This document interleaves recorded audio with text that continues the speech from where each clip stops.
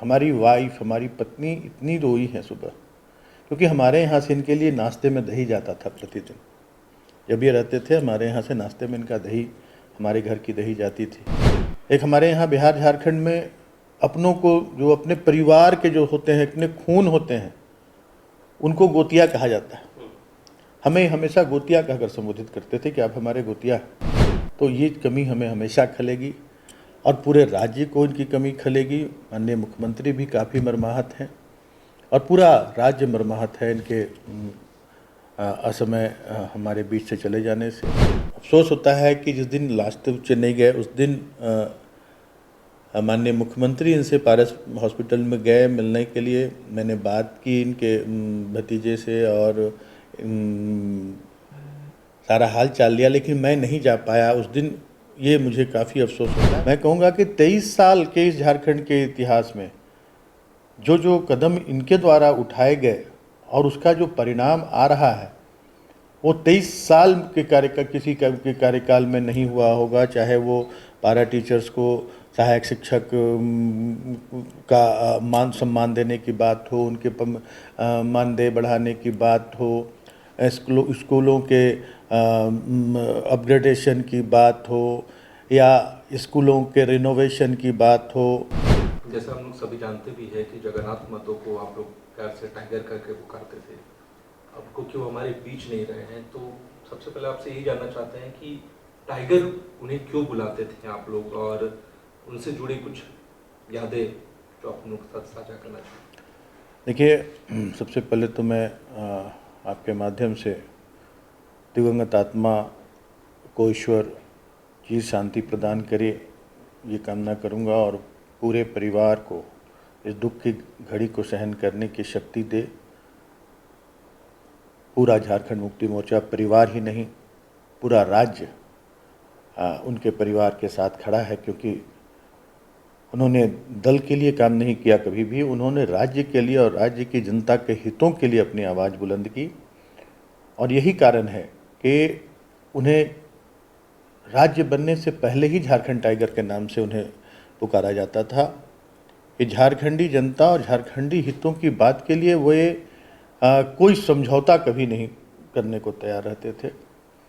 और ये कहने में भी मुझे कोई संकोच नहीं है कि उनका यही जुझारूपन आज असमय उन्हें हमारे बीच से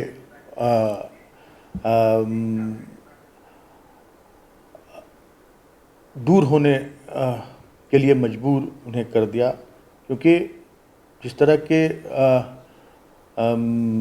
कोविड के समय जिस कॉम्प्लिकेशन से वो गुजरे, किसी से छिपा नहीं हुआ कि उनका लंग्स ट्रांसप्लांट हुआ था।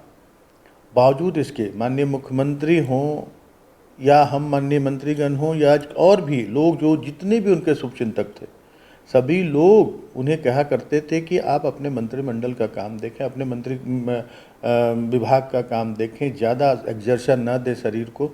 लेकिन उनका जो जुझारूपन था, राज्य की जनता के प्रति जो सोच थी, झारखंड के विकास की जो सोच थी, उन्हें कभी नहीं रोक पाए, न उनके परिवार वाले, न दल वाले। और वो जब भी वो मौका मिलता था, हम लोगों से ज़्यादा वो अपने क्षेत्र ही नहीं, पूरे राज्य के विभिन्न जिलों का दौरा करते थे विभिन्न मुद्दों को लेकर। और जब शिक्षा मंत्री इन्हें बनाया गया था तो बहुत सारी बातें होती थी कि एक अशिक्षित व्यक्ति को, जो पूरी तरह से शिक्षित नहीं है, हमारे यहाँ मापदंड होता है कि आप ग्रेजुएट ना हो तो आप शिक्षित ना हो। लेकिन उन्होंने जो शिक्षा के क्षेत्र में जो एक आमूल चूल परिवर्तन किया, मैं कहूँगा कि 23 साल के इस झारखंड के इतिहास में जो जो कदम इनके द्वारा उठाए गए और उसका जो परिणाम आ रहा है, वो 23 साल के किसी के कार्यकाल में नहीं हुआ होगा। चाहे वो पारा टीचर्स को सहायक शिक्षक का मान सम्मान देने की बात हो, उनके मानदेय बढ़ाने की बात हो, स्कूलों के अपग्रेडेशन की बात हो, या स्कूलों के रिनोवेशन की बात हो, CBSE स्तर पर स्कूलों के संचालन की बात हो, मिड डे मील में लोगों को, बच्चों को हेल्दी आहार उपलब्ध कराने की बात हो। सभी क्षेत्रों में इन्होंने काम किया। जो स्कूल पिछले सरकारों ने बंद कर दिए थे, उन स्कूलों को फिर से शुरू कराने का काम किया। और हमारे तो पड़ोसी थे, हमारे तो खैर एक कदम में उनसे मेरी मुलाकात होती थी हमेशा।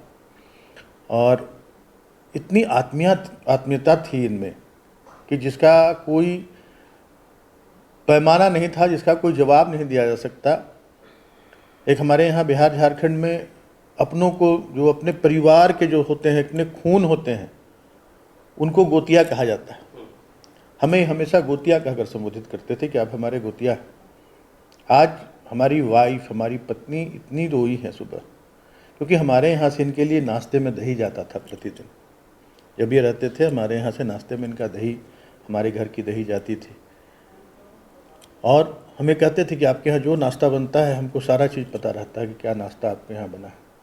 तो ये कमी हमें हमेशा खलेगी और पूरे राज्य को इनकी कमी खलेगी। माननीय मुख्यमंत्री भी काफ़ी मर्माहत हैं और पूरा राज्य मर्माहत है इनके असमय हमारे बीच से चले जाने से। इनकी कमी तो इस राजनीति में जो शून्य आया है, इस राज्य को भी काफ़ी बड़ी क्षति पहुंची है। लास्ट टाइम जब जा रहे थे सर, तो बीमार थे, तो कोई बातचीत आपसे हो पाई, याद हो? वही अफसोस मुझे होता है कि जब भी कॉम्प्लिकेशंस हुए इन्हें और यहाँ से चेन्नई जाने की जब भी बात हुई, तो मैं ज़रूर मौजूद हुआ करता था। लेकिन अफसोस होता है कि जिस दिन लास्ट चेन्नई गए, उस दिन माननीय मुख्यमंत्री इनसे पारस हॉस्पिटल में गए मिलने के लिए। मैंने बात की इनके भतीजे से और सारा हाल चाल लिया, लेकिन मैं नहीं जा पाया उस दिन। ये मुझे काफ़ी अफसोस होता है। निरंतर मैं फ़ोन से बात किया करता था इनके हालत के बारे। परसों मेरे उनके भतीजे से बात हुई थी, तो मैंने पूछा था, तो उनकी आवाज़ से ही मुझे, उनके भतीजे की आवाज़ से ही मुझे बहुत कुछ एहसास हो गया था। और जब भी मैं फ़ोन करता था तो वो फ़ोन छीन कर लेते थे, चाहे इनके बेटे से या भतीजे से। और परसों दिन जब इनके भतीजे ने बात नहीं कराई और मैंने आग्रह भी नहीं किया, लेकिन मुझे लग गया था कि स्थिति कुछ अच्छी नहीं है। और वो आज उनके निधन की खबर से मेरी जो आशंका थी उसकी पुष्टि हुई। TheFollowUp.in. Like, share, and subscribe. www.thefollowup.in